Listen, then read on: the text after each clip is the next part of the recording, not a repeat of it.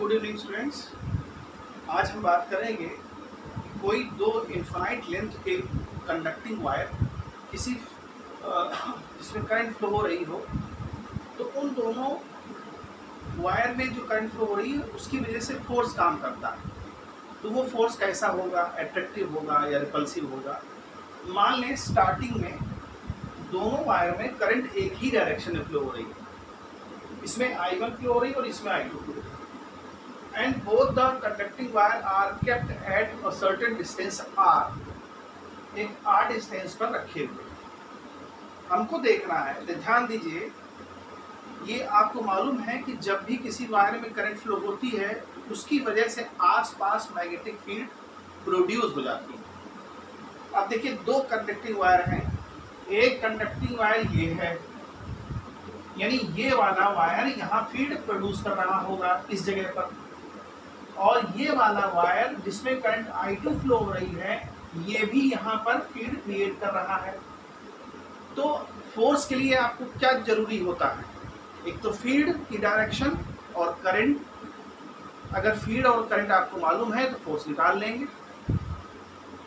तो सबसे पहले करंट तो हमको मालूम है इस पहले वायर में, लेकिन इसकी वजह से जो फील्ड यहाँ क्रिएट हो रही है यहाँ पर पहले फील्ड की डायरेक्शन पता करेंगे। ये बहुत इंपॉर्टेंट टॉपिक है, न्यूमेरिकल में भी इसको पूछा जाता है।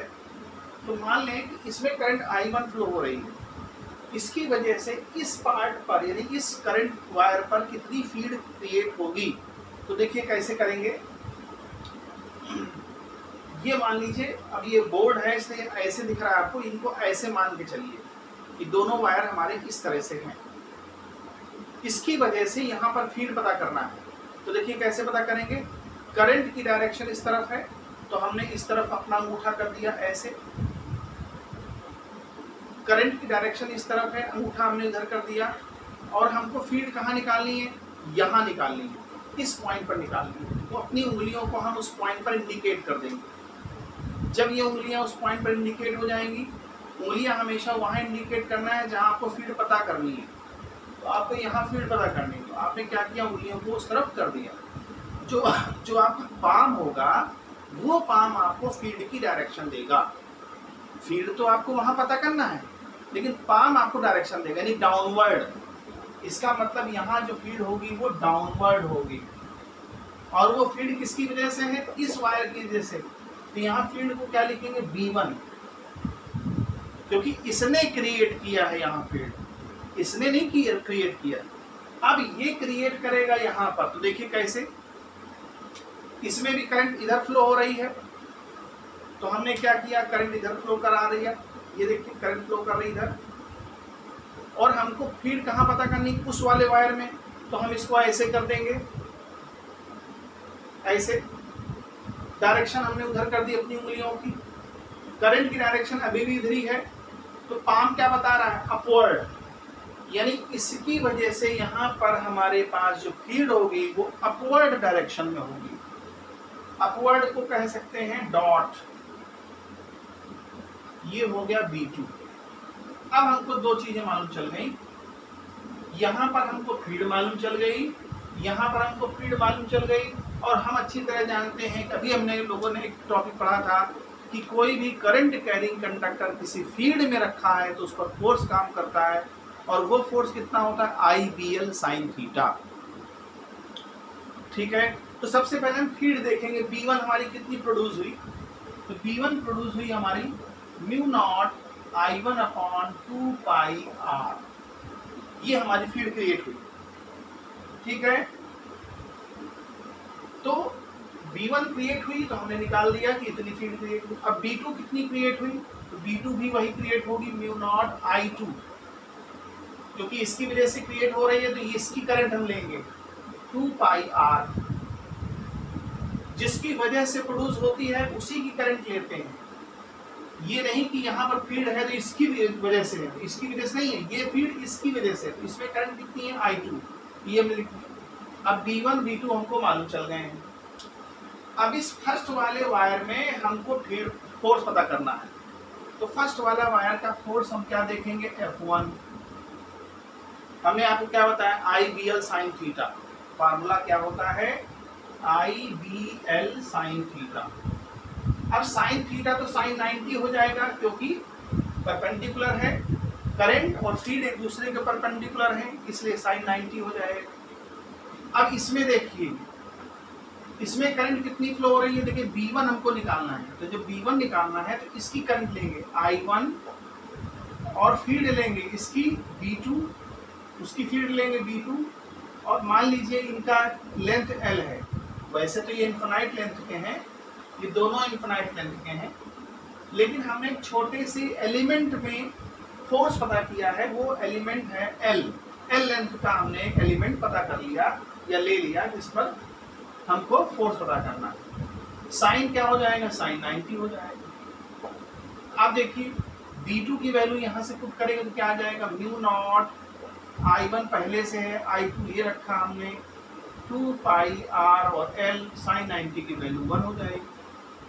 अगर यूनिट लेंथ के लिए हमको चाहिए तो F1 अपॉन L कर देंगे, तो क्या आ जाएगा, mu not I1 I2 upon 2 pi R। ये हमारे पास फोर्स आ जाएगा, ठीक है। ये यूनिट लेंथ के लिए फोर्स आ जाएगा, यूनिट लेंथ के लिए, ये बात ध्यान रखें कि यूनिट लेंथ के लिए फोर्स। अब हमने इस पर फोर्स निकाल लिया, तो फिर से समझिए, इस पर हमको फोर्स निकालना है तो हमने पहले फील्ड पता किया, फील्ड डाउनवर्ड है, करंट इस तरफ फ्लो हो रही है, तो फोर्स हम लोग को इस फार्मूले से निकालना पड़ेगा IBL साइन थीटा। तो हमने वही लगाया, I1 इसकी करंट, फील्ड इस वाले की थी B2 और L इसका L ले लिया लेंथ, साइन 90 ये आ गया।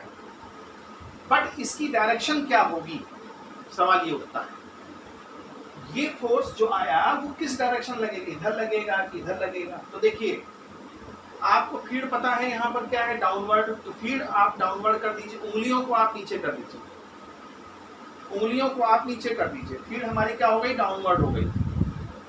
और करंट हमारी कहाँ फ्लो हो रही है, इस डायरेक्शन में, करंट हमारी जो फ्लो हो रही है तो इस डायरेक्शन फ्लो हो रही है। देखिए यहाँ पर ये आप ऐसे समझें, ये दोनों करंट हमारी फ्लो हो रही है, फील्ड यहाँ पर हमारी क्या है, सॉरी अपवर्ड है, डाउनवर्ड नहीं अपवर्ड है, डॉट का मतलब अपवर्ड।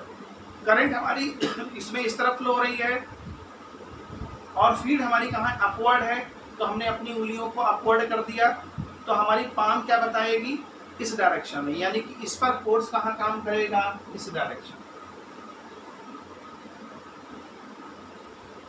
यहां तक बात क्लियर हो गई, हमने मैग्नीट्यूड भी निकाल लिया और फोर्स भी निकाल लिया। अब बारी आती है सेकंड वायर की, तो सेकंड वायर के लिए फिर से वही प्रक्रिया स्टार्ट करेंगे। सबसे पहले हम क्या देखेंगे, इस पर फोर्स F2 ले लीजिए, F2 क्या हो जाएगा, I2, और इसकी वजह से फिर यहाँ क्रिएट हो रही है तो B1, और L लेंथ, इसका भी L लेंथ ले लीजिए, साइन 90। तो क्या आ जाएगा आपके पास, B1 की जब वैल्यू पुट करेंगे ये वाली, तो आ जाएगा आपके पास यही आंसर आ जाएगा, F2 अपॉन L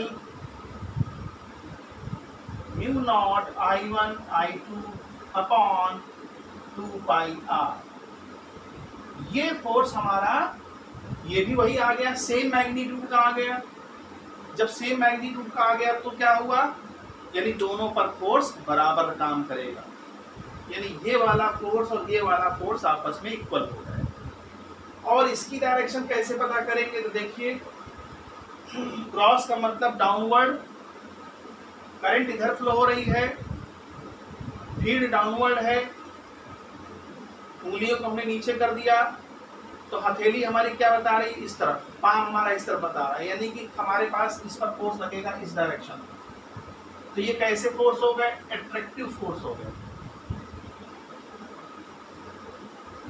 ये फोर्स कैसे हो गए, एट्रैक्टिव फोर्स हो गए। तो यहां से हम देख सकते हैं, तो ये हमारा मैग्नीट्यूड आएगा, दोनों ही इक्वल है। अगर मान लीजिए I1 और I2 आपस में इक्वल हो जाएं, तो हमारा फार्मूला क्या बन जाएगा, F upon L is equal to mu not I1 I2 की जगह I square upon 2 pi R। इसको ऐसे लिखा जा सकता है। उम्मीद है समझ में आ गया होगा। तो सबसे पहले हम फील्ड निकालेंगे दोनों की वजह से, और जब फील्ड आ जाएगा तो फोर्स निकाल देंगे फार्मूले से। अब मान लीजिए यहाँ पर करंट इस डायरेक्शन में और इसमें करंट इस डायरेक्शन में, दोनों की करंट अपोजिट डायरेक्शन में, तब क्या होगा देखिए यहाँ पर। अब हम फार्मूला डेरिवेट नहीं करेंगे, सिर्फ फोर्स की डायरेक्शन हम बताएंगे आपको कि कैसे फोर्स लगेगा अगर करंट की डायरेक्शन अपोजिट है तो देखिए यहाँ पर